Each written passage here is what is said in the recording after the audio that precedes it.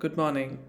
My name is Sandeep Pai. I'm a researcher who focuses on the topic of how to make countries phase out their fossil fuels, particularly coal, and within that, I really focus on the topic of just energy transition.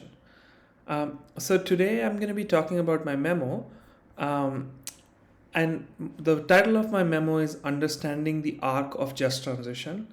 Case studies from the US, South Africa, and India. So what I do in my memo is like I use case studies from US, South Africa, and India to explain the different stages these countries are currently at in terms of realizing their just transition in India. So each country is at a different stage. And so I call it the arc of just transition.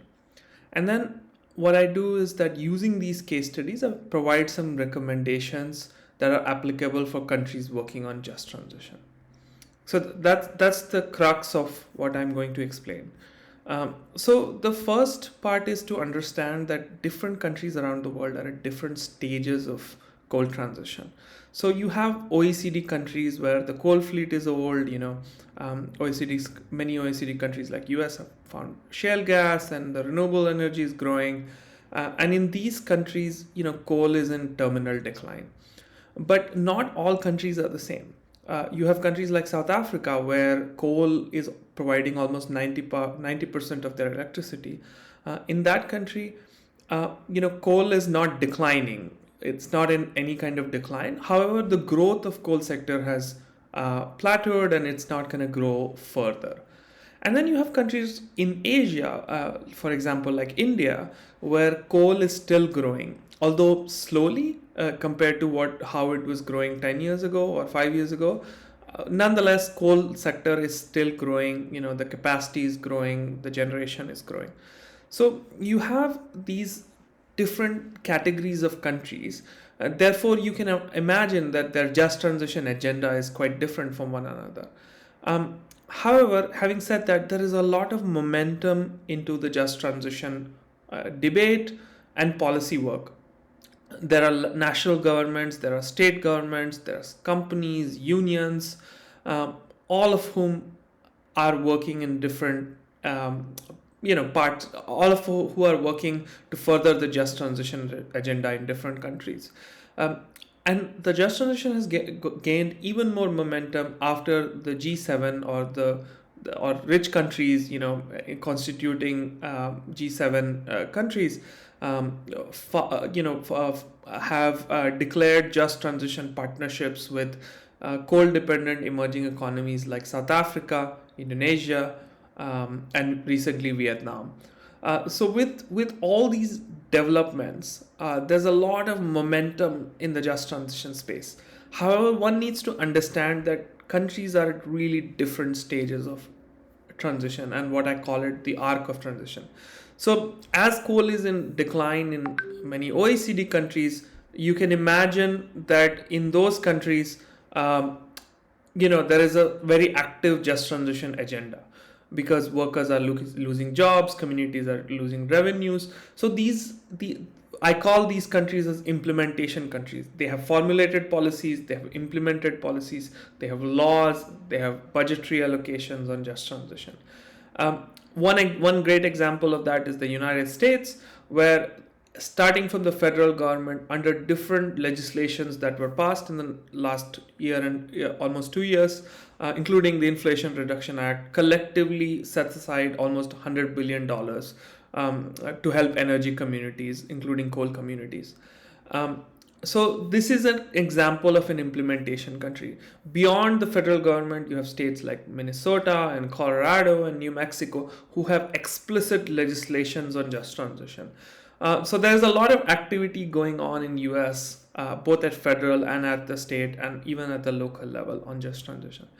Then coming to the next category of country, which I call it planning countries, where there's a lot of active debate and discussion going on about what is a just transition, what should it address, who should it cover, what should be the policies. So every stakeholder in these countries have a strong opinion. They have come out with white papers, there have been hundreds of meetings and discussions, but no policy has been created or implemented. A great example of this is South Africa. So in South Africa, for the last 5-7 years, the entire set of stakeholders are quite active on just transition. They have very strong stand on what a just transition should mean. For some groups, some unions, it's a very narrow focus, looking at really workers' issues, coal mining workers or coal power plant workers' issues. And for others, it's much broader. They talk about transformation of the economy. Um, all this to say that in this category of country, nothing has been implemented, but stakeholders are really aware. So I call them the planning countries. They're planning to implement something, but nothing has been implemented. The final category of country is what I call engagement countries. So in this category of countries, nothing has been planned or implemented. However, even stakeholders are not aware about what is a just transition. Not all stakeholders, obviously, some stakeholders are aware.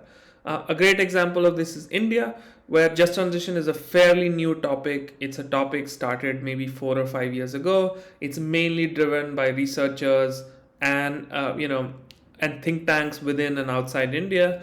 They've done lots of great research about who will be impacted if coal power plants close or mines close, where the impacts will be, what would be the nature of impacts, what can be done about it, and slowly from research they have started engaging with policymakers. And in the last year and a half, there's been a lot of momentum on this topic. And as a result, what has really happened in a very short amount of time is that institutionalization of just transition is starting to happen. For example, you have the state of Jharkhand, which is India's most coal dependent state, really forming a task force on just transition to understand a post coal future. So it's a very positive development. Then you have a company like Coal India Limited, world's largest coal mining company, a state-owned company, formed a just transition committee to understand, how can they use some of the tools available to further just transition agenda. So in these countries, stakeholders are forming their opinion. They have still not formulated strong opinion. However, it's a really positive sign that the engagement process has begun and it's going really well. So what does all of this tell us?